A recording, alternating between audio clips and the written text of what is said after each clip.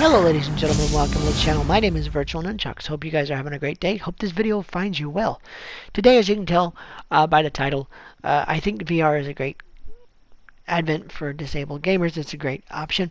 We're going to talk about VR and the advent of VR and what it could mean for the future of gaming for people like me or people in general. It doesn't really matter. Now, I've been wanting to make this video for a long time because I can remember as a kid, in case you don't know, those of you who are new around here, I'm disabled. I have cerebral palsy, so gaming for me was a way as a kid to be able to interact with my family and my brothers on equal footing. I used to be able to watch them play sports, but when things like the Atari came out and baseball and football were on the Atari and Space Invaders, it was a way that I could actually participate in some of these things. And I remember thinking as a kid, man, this is cool. The arcades and the Atari 2600, and when the Nintendo came out, you had things like RBI baseball or bases loaded or whatever, and then you had just different things. And each one of these things, like Madden and stuff like that, or Tecmo Bowl or whatever, would come out. You could participate in all the things that you just watched before. And then, lo and behold, here comes in the late 90s, early 2000s, I was actually working for Disney. And they built this big, huge thing called Disney Quest in Orlando. And what it was I think it was 4 floors of arcades and restaurants and all this stuff. It was just gaming everywhere. And one of their areas was a VR experience. They called it Disney's VR experience or Disney Quest VR experience, something like that. Anyway, what you did was you put, much like today, you have these headsets, and you put these headsets on, and they gave you what they called at the time a wand, and you basically push. Sorry, my phone's going off. You pushed a button, and when you push the button, obviously nothing happened. But if you were in the VR headset, a sword, a laser sword. They called it a laser sword because they couldn't say lightsaber because of all this stuff. Anyway, you pull the button, push the button, and this electro sword thing popped up on screen, and you were like, wow, and you waved it around your face and it moved with you, and you looked around and you were in this environment, and there were all these crazy things, and they said all you have to do is protect one another and kill the enemies in the room with your sword. And we were like, cool. And you were seated in these on these benches, and they said, this is, you straddle this bench, this is to keep you from falling over, because obviously, you're wearing a headset and all this stuff. And so you swung this sword and you wiped out all these enemies, and you were in this environment that was not where you were just a second ago. And I remember thinking, wow, this is a fantastic technology. This needs to be available in my house. But it was super expensive back then. And I also remember thinking, because I'm in my early 20s, late teens, early 20s at the time, and I'm thinking, man, this is awesome, because for me, I don't have to move. I don't have to worry about where I am. I just have to be able to swing this thing. And wouldn't this be cool if, like, the technology, even then, at the time, catches up to us, and I can just look at something and say, go here, or target that bad guy, or fire missiles, or whatever. Okay? And I was thinking even then, this would be awesome for somebody with low mobility, and maybe you're stuck in a wheelchair or whatever, just to be able to participate in some of this stuff. And then when the Wii came out and the motion controls came out, to where you played something like Wii Sports and you wanted to swing a bat at the ball, you could do that. And then when PSVR, jump a few decades, PSVR came out, and Oculus came out, and all this stuff, I was blown away. One of the first demos I played on PSVR was the Call of Duty Infinite Warfare Jackal demo. And my dreams were almost reality, because I could look at a target, it would target it for me. And if I looked at it long enough, it would fire the missiles in the Jackal. I could push a button, obviously, on the controller to do it, but if I looked at it long enough, it would fire. And I realized right then, when that came out, I was like, oh my goodness, we're almost there.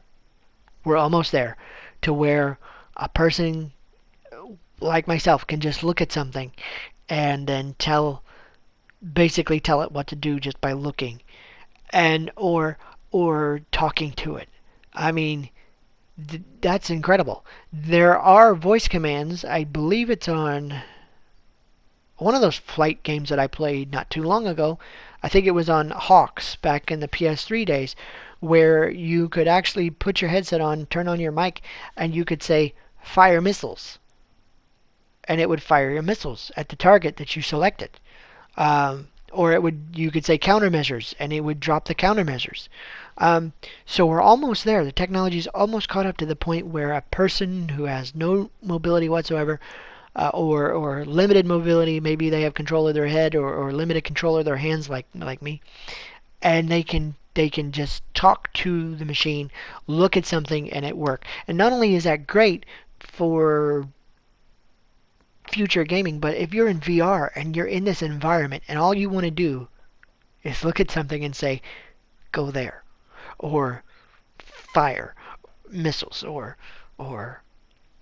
target that, or whatever. Just imagine the possibilities. It's a great opportunity, and I hope that the companies, Sony and the people behind the Oculus headsets, I hope these people will stick with this technology and make it and improve it as much as they can, because the disabled market is a huge market for people to enjoy gaming.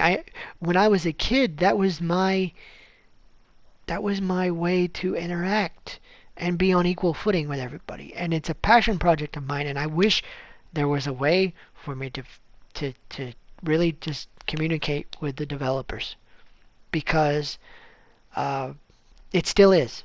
The reason I still game at age 40 plus is because my son and I, that's what we can do together. Besides watch movies and whatever and TV, we game together. We play Call of Duty Modern Warfare together. We play different games together, and it'd just be awesome to see it continue to grow and evolve to the point where people like me don't have to worry about a controller as much, or maybe not at all.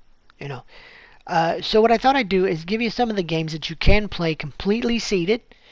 There are some controllers, some controls that you have to have for a lot of these games. Unfortunately, the technology hasn't caught up to us. But I want to give you a few games that you can play completely seated, with maybe some limited controller involvement, or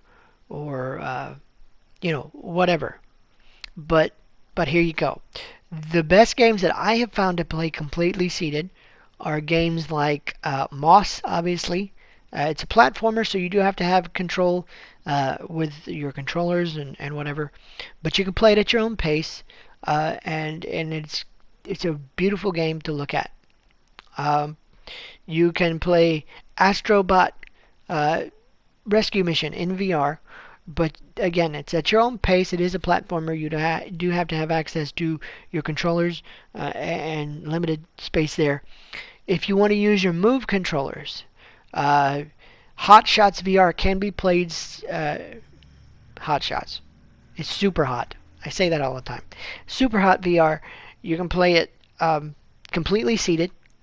You move, the screen moves. If you don't move, the screen doesn't move. So you can kind of plan out what you need to do, work it around so that you do it. And you have to have the Move controllers and push certain buttons on the Move controllers, like the triggers and whatever. But you can play it completely seated. And if you're patient enough with it, the payoff is amazing. I can guarantee you, because I had trouble with it too. But it is amazing to be able to do completely seated. Another game you can do completely seated, actually requires that you do it completely seated, is Farpoint. You do have to have control of the either the aim controller for the move controllers, or you can play it with a regular PS4 controller. But you basically have to aim and shoot. That's it. One of the coolest things about that is just being able to sit there and be able to turn your head and just aim, shoot, you're done. I Expect You to Die is played completely seated. Okay, and you use the move controllers and a couple of buttons to work different things there. But it's at your own pace. It's easy to do. Star Wars Squadrons, if you have access to that, you can play with a controller, a joystick, or whatever, but you're completely seated. You never have to move. It's all done via controller and joystick, if you can use a joystick. And you can play with friends and, just have a good time. Let's see. There was one other one real quick that I was trying to think of.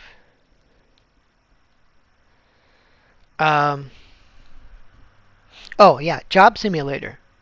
It's totally a goofy game to play, but you can play that completely seated, play it at your own pace, do whatever you want to with the game, and have a great time and just laugh and whatever. But there are so many options to play.